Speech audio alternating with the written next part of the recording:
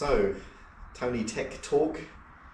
Going to be looking at the Creo and on request looking at putting 650B tyres on the Creo. So as you can see here, a not particularly clean example, but you can see here I've got my Specialized Creo, and what we can see here at the moment, we're running 700 by 38s on it at the moment. We've got the quick release mudguards on there, and what we're going to do is we're going to replace these tyres, better said this wheel set, with my 650B wheel set, which you can basically see here. So here I've got some 650Bs made up, and here we're running Terraville's 650 by 47s, which is an excellent tyre. Then we're going to take it for a quick run, actually same run as I did yesterday, and then I can give you a verbal on how it is in comparison. Now, only thing would immediately say is when you're doing your wheel build, firstly, clearly make sure you've got the right hubs, because the Creo has this strange hub that you need to make sure is the right one. It doesn't take just any old hub. And secondly, if you notice here, let me just lean this up. If you notice here, there is the speed detector, and you need therefore a special bracket here. And if you don't have that, then what you will find is that basically the motor just cuts out after about 20 meters, which is rather annoying. So make sure you get that on there if you build that wheel up. Otherwise, pretty straightforward. Let's do it.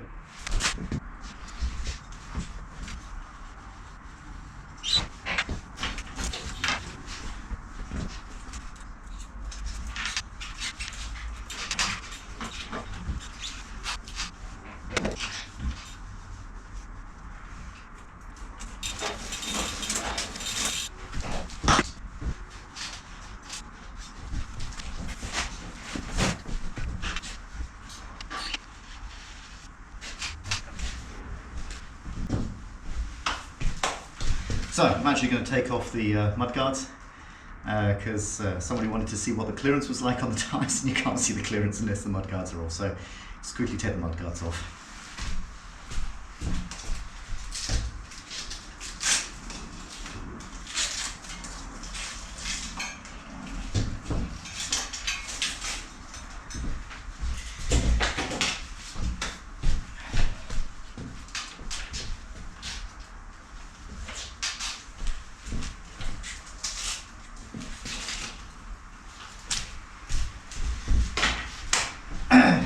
Told you they're quick release.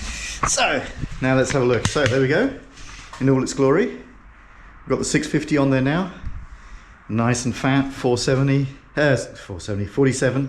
So let's look at the clearance. Here you can see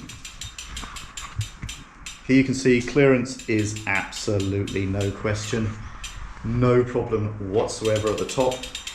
This is of course where it gets tight, and this is where, let me try and get in there. Let me try and get in there with the camera. There we go. So now you can see that's the clearance that typically people are worried about, and they should be worried about, because you know when you're going over bumps, the tyre will fatten out. Now I am running these tyres, I forgot to mention, tubeless, and one of the important things of course is with a 650 is you can run it at lower pressure. So I'm running this at around just over 2 bar. That's usually a pretty good pressure for these tyres. Just over 2 bar. That also makes it one hell of a lot more comfortable. Yeah, so as I said, I did this ride yesterday, so we can compare the stats, but to be honest, I don't expect to see much difference. Okay. I should mention, by the way, that my Creo, well, I'm living in Germany, so clearly this is a EU restricted Creo, so really tops out at 24, which is fine. I actually prefer it that way. Definitely first comparison there, it's quite knobbly there. It just makes a huge difference in comfort. The tyres I got on this at the moment have, maybe I'll show you afterwards, have this rather nice center line. There you go. So if you look at the road, look at the tire. Knobbly, yeah, a little bit knobbly, but that middle part here really makes quite a big difference on the road. All right.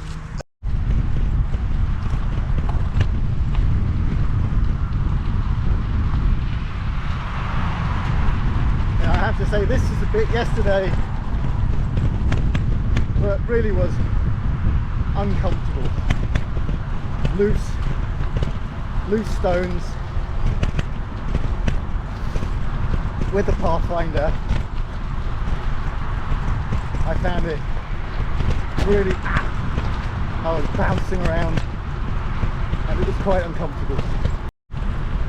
I actually even have to say I find the 650s on this kind of surface in some way faster, because you really don't have to worry about the bumps. So here for example, pretty compact and already not much energy, easily getting over the max speed for the motor. I have to say the 650, slightly wider, felt much more in control. Sort of just a small dip, turn, you feel like you're not going to get thrown off. Same here, although 650B, I'm definitely faster here than I was yesterday.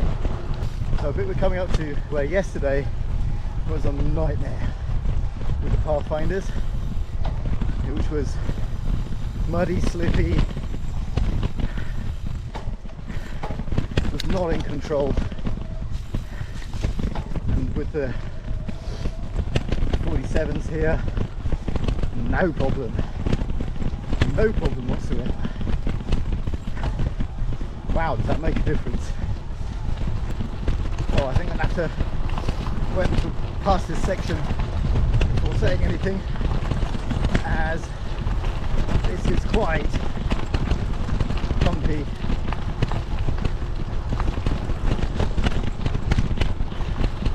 So now we've got a real bit of roady bit. Wind, I think, is in the same direction as yesterday, so maybe I can try and compare when I get back.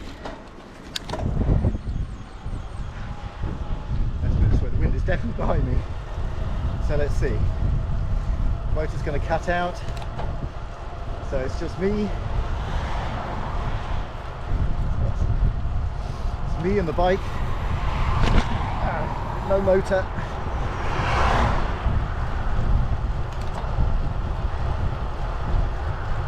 Well, you can say what you like, but that feels fast. Almost top gear, good aero. I'll have to look at the numbers when we get back. But certainly wouldn't call it slow, that's for sure.